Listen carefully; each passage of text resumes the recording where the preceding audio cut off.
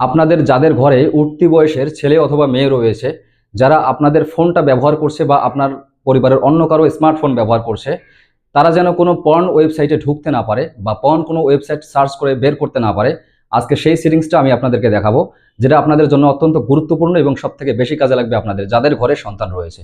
তো চলুন আমি আপনাদেরকে স্ক্রিন রেকর্ডটা দেখাচ্ছি। এই জন্য সর্বপ্রথম যাব আমরা ক্রোম ব্রাউজারে যাওয়ার পরে আমরা একদম উপরে থ্রি ডটে চাপ দিব।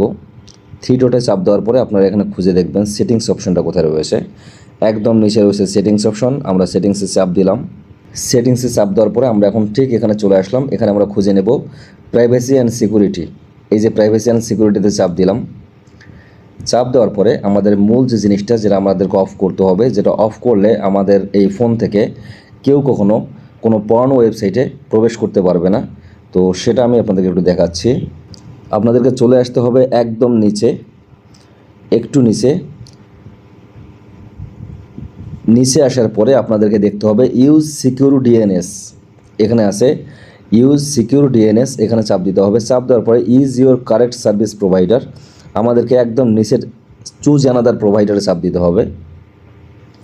চুজ অ্যানাদার প্রোভাইডারে চাপ দেওয়ার পরে আমরা কাস্টমে ক্লিক করব। ক্লিক করার পরে ক্লিন ব্রাউজিং ফ্যামিলি ফিল্টার, আমাদেরকে এটা দিতে হবে।